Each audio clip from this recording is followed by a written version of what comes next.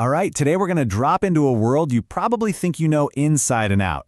The massive, colorful, and super popular universe of Fortnite. Yeah, it's supposed to be all about strategy, building, and getting that victory royale.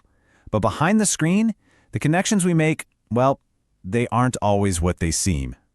So just to give you an idea of the scale we're dealing with here, get this, over 400 million registered players. That is way more than the entire population of the United States. It's like a digital city that's always awake, with millions logged on at any given time. And in a crowd that big, it feels like you're completely anonymous, right? You're just another avatar, another player in the chaos. But what happens when that line, the one between the game and your actual life, just completely disappears? What if the safety of your screen and your headset is just an illusion? The stories we're about to get into suggest that sometimes the real danger has already logged on and is just waiting. So let's dive into our first case. And this one starts out like pretty much any other night of gaming. A group of friends, a classic squad match, and the mission to be the last team standing. Nothing seemed weird at all, but things were about to get seriously wrong. So picture this. You've got a squad of 4 friends. The narrator, Evan, Xavier, and Braxton.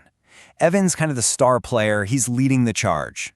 They're all laughing, calling out enemy positions, and then, all of a sudden, Evan's character just stops, completely frozen right in the open. The weird thing is his mic is still on. They can hear noises in his room, but Evan, he's gone totally quiet. Not a word. At first his friends are just messing with him. Dude, move, that kind of thing. But the silence just keeps going. And then, out of nowhere, this absolutely horrific, painfully loud scream just blasts through his mic.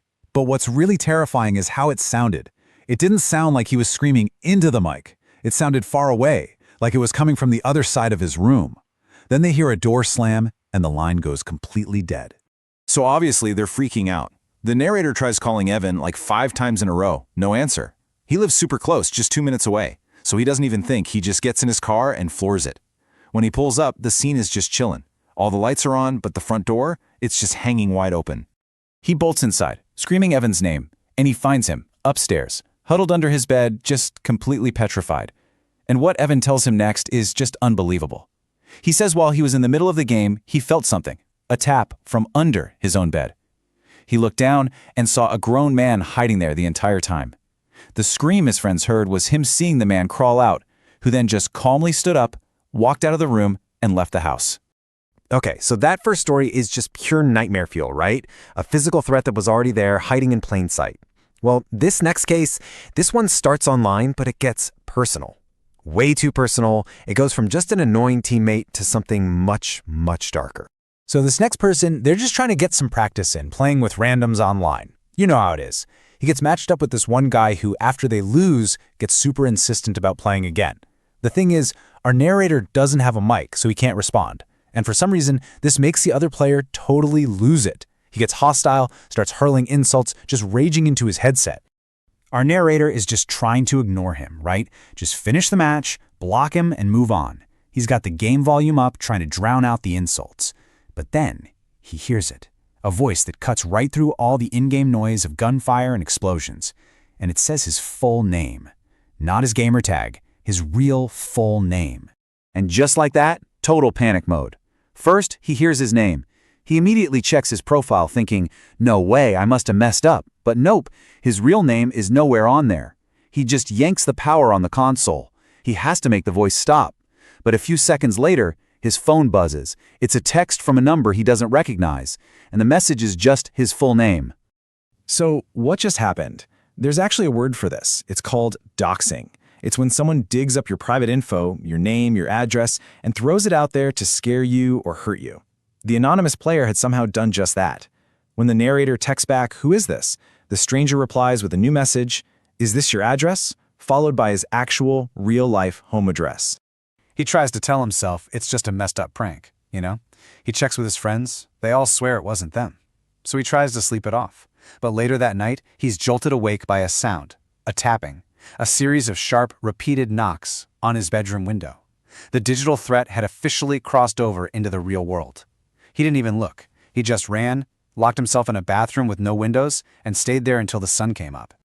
All right, our last story, and honestly, this one might be the most chilling of all. Because the danger wasn't some random break-in or a digital stalker. This time, the threat was invited right in, and we're hearing this one from a terrified parent's point of view. Okay, so get this. It's 9 o'clock at night on a weeknight. A father hears his 10-year-old son Chris just casually mention that someone's coming over. The dad's like, who? And his son says, oh, just some guy from Fortnite who lives around here. When the dad asks how old this person is, his son just shrugs and says, I don't know, he sounds kind of old. The dad's heart just drops. He immediately runs around locking all the doors. And it's a good thing he did, because just minutes later, a car pulls up. A middle-aged man, probably in his 40s, gets out, walks right up to the front door, and rings the bell. When nobody answers, he starts pounding on the door. And then he just walks off the porch and disappears around the side of the house. The father is just frozen, listening. He can hear the guy trying the handle on their back door. This guy is not giving up. He's actively trying to find a way into a house where he thinks a 10-year-old kid is waiting for him alone. After a minute, the rattling at the back door stops. The house goes quiet. The dad waits in the dark kitchen for what feels like forever, probably 5 whole minutes. He thinks maybe the guy finally left, so he kills the lights and carefully peeks through the blinds of the kitchen window. And that's when he sees him. The man's face is right there, 2 inches from the glass, staring straight in. So, there you have it. 3 different stories, 3 different gamers, and 3 absolutely terrifying ways the game bled over into the real world. So what are we supposed to take away from all this?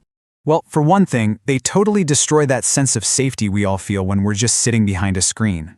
The first story, it shows that your physical space, your own room, isn't always the safe zone you think it is. The second proves just how easily your personal info can be found and weaponized. And the third? Well, the third shows how the innocence of a child can be exploited to put an entire family in danger. It proves that online anonymity, it's really just an illusion. And all of this really boils down to one very unsettling question. In a world of 400 million players, where every single person is hiding behind a screen name and a friendly voice could belong to absolutely anyone, who are you really playing with?